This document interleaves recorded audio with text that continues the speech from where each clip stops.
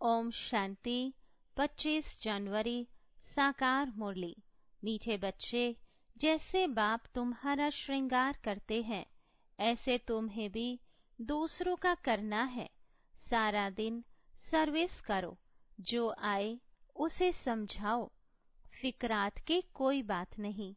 प्रश्न, यह नॉलेज कोटों में कोई ही समझते व धारण करते हैं, ऐसा क्यों? उत्तर, क्योंकि तुम सब नई बातें सुनाते हो। तुम कहते हो परमात्मा बिंदी मिसल है, तो सुनकर ही मूंझ जाते हैं। शास्त्रों में तो यह सब बातें सुनी ही नहीं है। इतना समय जो भक्ति की है वह खींचती है, इसलिए जल्दी समझते नहीं। कोई कोई फिर ऐसे परवाने भी निकलते हैं जो कहते हैं, बाबा हम तो विश्व का मालिक जरूर बनेंगे, हमें ऐसा बाबा मिला, हम छोड़ कैसे सकते। सब कुछ न्यौछावर करने की उछल आ जाती है। गीत, दूर देश के रहने वाले। ओम शांति।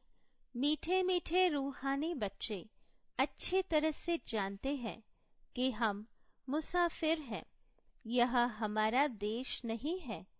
यह बेहद का नाटक बहुत बड़ा मांडवा है। कितनी बड़ी बड़ी बत्तियां हैं, यह सदैव जलती रहती है। आत्मा जानती है हम सब एक्टर्स हैं और नंबरवार अपने पार्ट अनुसार पूरे टाइम पर आते हैं यहाँ पार्ट बजाने। पहले पहले तुम वापस घर जाकर फिर यहाँ आते हो। यह अच्छी तरह से समझने और धारण करने की बात है। नाटक के एक्टर होते हैं, अगर एक दो के ऑक्यूपेशन को न जाने तो उनको क्या कहेंगे। ड्रामा के आदि मध्य अंत को जानने से तुम यह बनते हो, तो यह पढ़ाई सबसे न्यारी हुई। बाप बीज रूप है, नॉलेजफुल है। जैसे वह कॉमन बीज और झाड़ होते हैं, उनको जानते हो ना। पहले पहले छोटे छोटे पत्ते निकलते हैं, फिर बड़े होते होते झाड़ कितना वृद्धि को पाता है, कितना समय लगता है। तुम्हारी बुद्धि में यह ज्ञान है। बाप तो एक ही बार आते हैं। मीठे मीठे बच्चे, यह अनादि अविनाशी ड्रामा है। बाप है स्वर्ग का रचयिता, हेवनली गॉड फादर। हेवन स्थापन करने बाप को आना पड़ता है। गायन भी है दूर देश का रहने वाला। यह रावण राज्य पर आया है। रावण राज्य में राम को आना है। तुम्हारी बुद्धि में ही ज्ञान है, तो बाप समझाते हैं आत्माओं को कि तुम सब मुसाफिर हो, इकट्ठे तो पाठ बजाने नहीं आएंगे। तुमको मालूम है सबसे पहले होते हैं देवताएं। उस समय और कोई नहीं थे, बहुत थोड़े होते हैं, फिर वृद्धि को पाते हैं। तुम आत्माएं शरीर छोड़ सब वहां आती हो। यह बाप ने ही बुद्धि दी है। तुम आत्माओं को अब नॉलेज मिली है। हम बीज और झाड़ के आदि मध्य अंत को जानते हैं। बीज ऊपर है, नीचे सारा झाड़ फैला हुआ है। अभी झाड़ पूरा ही जर्जरीभूत है। तुम बच्चे इस झाड़ के आदि मध्य अंत को जान गए हो। आगे ऋषि मुनियों से पूछते थे कि रचता और रचना के आदि मध्य अंत को जानते हो, तो नेति नेति कह देते थे। जबकि वह भी नहीं जानते तो परंपरा से कैसे हो सकता। यह सब बातें अच्छी तरह से धारण करनी है, भूलना नहीं है। पढ़ाई तो पढ़नी है। पढ़ाई और योग बल से ही तुम पद पाते हो। पवित्र भी जरूर बनना है। सिवाय बाप के और कोई पवित्र बना न सके। विनाशी धन दान करते तो राजाई कुल में अथवा अच्छे कुल में जन्म लेते हैं। तुम बच्चों को बहुत बड़े घर में जन्म मिलता है। नई दुनिया तो बहुत छोटी होती है। सतयुग में देवताओं का जैसे गांव है। शुरू में बॉम्बे कितनी छोटी थी, अब देखो कितनी वृद्धि को पाया है। आत्माएं सब अपना पार्ट बजाती हैं। सब मुसाफिर हैं। बाप एक ही बार का मुसाफिर है। हो तुम भी एक ही बार के मुसाफिर। तुम भी एक ही बार आते हो, फिर पुनर्जन्म लेते, पार्ट बजाते ही रहते हो। अभी तुम अमर लोक में जाने के लिए अमर कथा सुनते हो, जिससे 21 जन्म उच्च पद पाते हो। 21 पीढ़ी कहते हैं ना, पीढ़ी अर्थात बुढ़ापे तक। फिर दूसरा शरीर आपे ही लेंगे। अकाले मृत्यु नहीं होगा। वह है ही अमर लोक, काल का नाम नहीं। अचानक मृत्यु होती नहीं। तुम एक शरीर छोड़ दूसरा लेते हो। दुख की कोई बात नहीं। सर्प को दुख होता होगा क्या? और ही खुशी होती होगी। अभी तुमको आत्मा का ज्ञान मिला है। आत्मा ही सब कुछ करती है। आत्मा में ही बुद्धि है। शरीर तो बिल्कुल अलग है। उनमें आत्मा न होती तो शरीर चल न सके। कैसी शरीर बनता है? आत्मा कैसे प्रवेश करती है? हर चीज वंडरफुल है। बाप कहते हैं, मीठे मीठे बच्चे, तुम्हारा स्वर्ग है वंडरफुल वर्ल्ड। रावण राज्य में 7 वंडर्स दिखाते हैं। राम राज्य में बाप का एक ही वंडर है स्वर्ग, जो आधा कल्प कायम रहता है। मनुष्यों ने देखा भी नहीं है, तो भी सबके मुख से स्वर्ग नाम जरूर निकलता है। अभी तुम बुद्धि से जानते हो। कोई कोई ने साक्षात्कार भी किया है। बाबा ने भी विनाश और अपनी राजधानी देखी, उनको भी साक्षात्कार में दिखाया है। अब बरोबर यह है गीता एपिसोड। बाबा बतलाते हैं कि बच्चे, यह है पुरुषोत्तम संगम युग, जबकि मैं आकर तुम बच्चों को राजयोग सिखाता हूँ और इतना उच्च बनाता हूँ। दुनिया में इन बातों को कोई नहीं जानते। तुम बहुत मौज से रहते हो। यहाँ मनुष्य मरते हैं तो दीपक जगाते हैं कि आत्मा को अंधियारा न हो। सतयुग में ऐसी बातें नहीं होती। सतयुग में सब आत्माओं का दीपक जगा रहता है। घर घर में सोजरा होता है। यहाँ फिर मनुष्य घर घर में बत्तियां जलाते हैं। बाप कहते हैं, इन सब बातों को अच्छी तरह बुद्धि में धारण करना है। बाप और राजधानी को याद करते रहो। तुम जानते हो, इतना समय हमने राजाई की। जो बहुत समय से बिछड़े हुए हैं, उन्हों से ही बाप बात करते हैं, पढ़ाते हैं। बच्चे जानते हैं, इस समय की बातों के ही त्योहार मनाते हैं।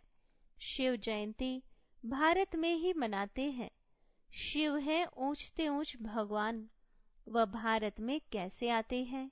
उसने खुद बताया है कि मुझे प्रकृति का आधार लेकर आना पड़ता है। तब तो बोलते हैं, नहीं तो बच्चों को ज्ञान श्रृंगार कैसे कराए? अब तुम्हारा श्रृंगार हो रहा है, तुम फिर दूसरों का करा रहे हो।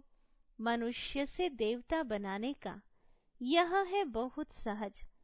परंतु मनुष्यों की बुद्धि ऐसी डल हो गई है, जो कुछ भी समझते नहीं। टाइम लेते हैं। तुम प्रदर्शनी में सब बातें समझाते हो। जो आया जैसे समझाया, सब ड्रामा। फिक्रात की कोई बात नहीं। बच्चे कहते हैं, बाबा माथा बहुत मारते हैं, निकलता कोटों में कोई है। सो तो होगा। तुम कहते हो परमात्मा बिंदी है। शास्त्रों में ऐसी बात है नहीं, इसलिए मूंझ पड़ते हैं। तुम भी पहले नहीं जानते थे।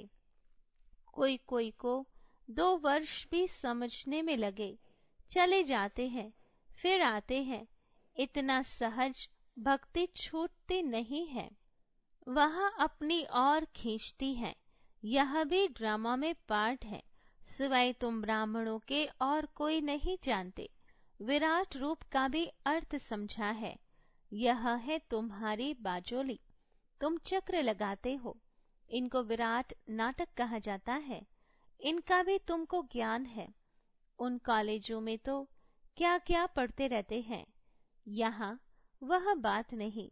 साइंस वृद्धि को पाती रहती है। उनसे विनाश होना है।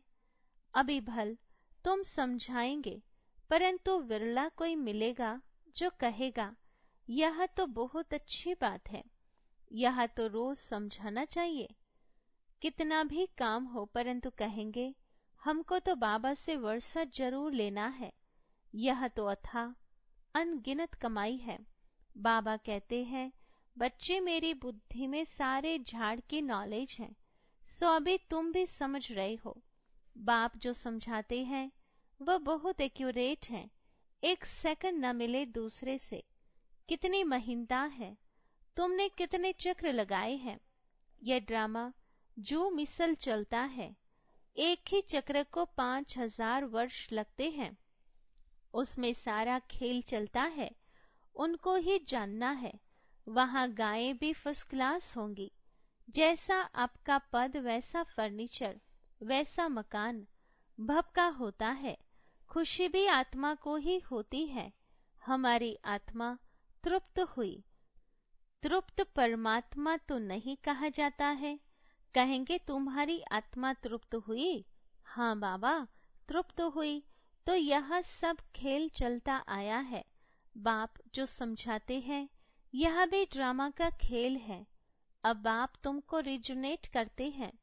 तुम्हारी काया कल्प वृक्ष समान बन जाती है। नाम ही है अमर लोक। आत्मा भी अमर है, काल खा न सके। बाबा तुम्हारी आत्माओं से बात करते हैं। अकाल आत्मा जो इस तख्त पर बैठी है, उनसे बात करते हैं।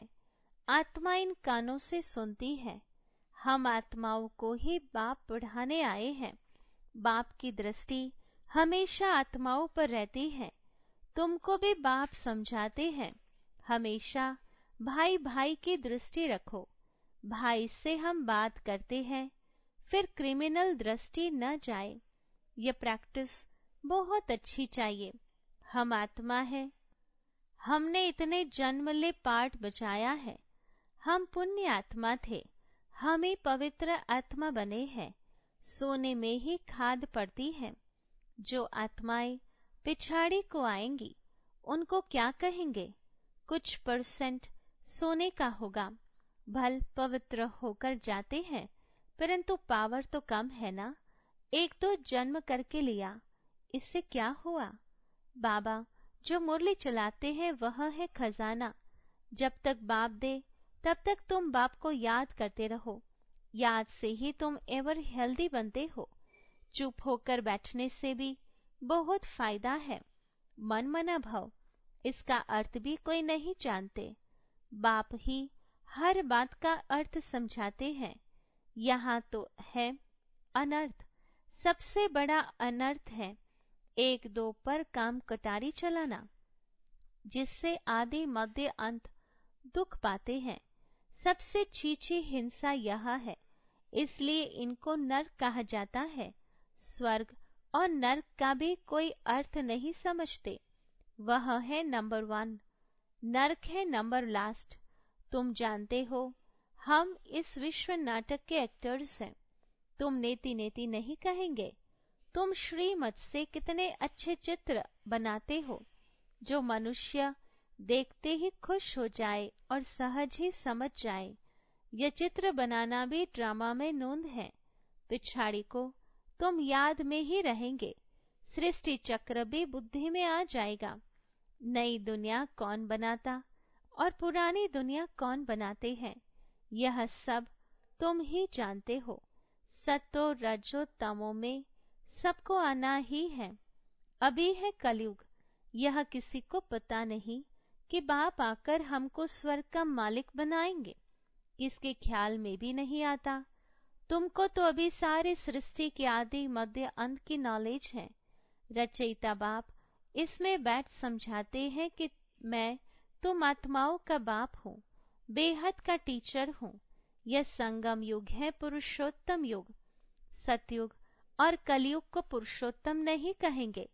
संगम पर ही तुम पुरुषोत्तम बनते हो। जब बाप आकर राजयोग सिखलाते हैं, दिन प्रतिदिन तुम बच्चों को समझाने में बहुत सहज होगा। झाड़ वृद्धि को पाता रहेगा। क्षमा पर बहुत परवाने आते हैं फिदा होने। ऐसे बाप को कौन छोड़ेगा? कहेगा बाबा बस हम तो आपके पास ही बैठे रहे, यह सब कुछ आपका है। ऐसे उच्च बाप को हम छोड़े क्यों? जोश बहुतों में आता है, बाबा से विश्व की बादशाही मिलती है तो हम छोड़कर क्यों जाए? यहाँ तो हम स्वर्ग में बैठे हैं, यहाँ कोई काल भी नहीं आ सकता, परंतु बाप की श्रीमत लेनी पड़े। बाप कहेंगे ऐसे नहीं करना है, उछल तो आएंगी, परंतु ड्रामा में ऐसा नहीं है जो सब यहाँ बैठ जाए। जोश आता है क्योंकि जानते हैं यह सब कुछ खत्म होने वाला है। जिनका पाठ है वह सुनते रहते हैं। बाप कहते हैं तुम LLB ICS पढ़ते हो, इनसे क्या मिलेगा? कल शरीर छूट जाए तो क्या मिलेगा? कुछ भी नहीं। वह है विनाशी विद्या, यह है अविनाशी विद्या जो अविनाशी बाप देते हैं। टाइम बहुत थोड़ा है, तमो प्रधान से सतो प्रधान इस जन्म में ही बनना है। वह तो याद से ही बनेंगे, और सब देह के धर्म छोड़ माम एकम याद करो। शरीर पर भरोसा नहीं है, पढ़ते पढ़ते मर जाते हैं, तो बाप का काम है समझाना। उस पढ़ाई में क्या कमाई है और इस पढ़ाई में क्या कमाई है, यह तो तुम जानते हो। शिव बाबा का भंडारा सदैव भरपूर है। इतने सब बच्चे पलते रहते हैं, फिकर की कोई बात नहीं। भूख मर नहीं सकते। लौकिक बाप भी देखते हैं बच्चों को खाना नहीं मिलता है तो खुद भी नहीं खाते हैं। बच्चों का दुख बाप सहन नहीं कर सकते। पहले बच्चे, पीछे बाप। माँ सबसे पीछे खाती है, रूखा सूखा बचता है वह खा लेती है। हमारी भंडारी भी ऐसी है। अच्छा, मीठे मीठे सिकिलते बच्चों प्रति माता पिता बाप दादा का याद प्यार और गुड मॉर्निंग। रूहानी बाप के रूहानी बच्चों को नमस्ते। रूहानी बच्चों की रूहानी बाबा को याद प्यार, गुड मॉर्निंग और नमस्ते। धारणा के लिए मुख्य सार। पहली पॉइंट, भाई भाई की दृष्टि पक्की करनी है। हम आत्मा आत्मा भाई से बात करते हैं। यह अभ्यास कर क्रिमिनल दृष्टि को परिवर्तन करना है। दूसरी पॉइंट, बाप जब ज्ञान खजाना देते हैं तो याद में बैठ बुद्धि रूपी झोली से खजाना भरना है। चुप बैठकर अविनाशी कमाई जमा करनी है। वरदान, त्रिकालदर्शी की सीट पर सेट हो, हर कर्म करने वाले शक्तिशाली आत्मा भव। विस्तार है, जो बच्चे त्रिकालदर्शी की सीट पर सेट होकर हर समय हर कर्म करते हैं, वो जानते हैं कि बातें तो अनेकानी हैं, होनी है, चाहे स्वयं द्वारा, चाहे औरों द्वारा, चाहे माया व प्रकृति द्वारा। सब प्रकार से परिस्थितियां तो आएंगी, आनी ही है, लेकिन स्वस्थिति शक्तिशाली है तो परिस्थिति उसके आगे कुछ भी नहीं है। सिर्फ हर कर्म करने के पहले उसके आदि मध्य अंत तीनों काल चेक करके समझ करके फिर कुछ भी करो तो शक्तिशाली बन परिस्थितियों को पार कर लेंगे। स्लोगन, सर्व शक्ति व ज्ञान संपन्न बनना ही संगम युग की प्रारब्ध है। Om Shanti. To watch Peace of Mind channel videos on YouTube, subscribe us on youtube.com/tvpeaceofmind. Just a click for a peaceful life.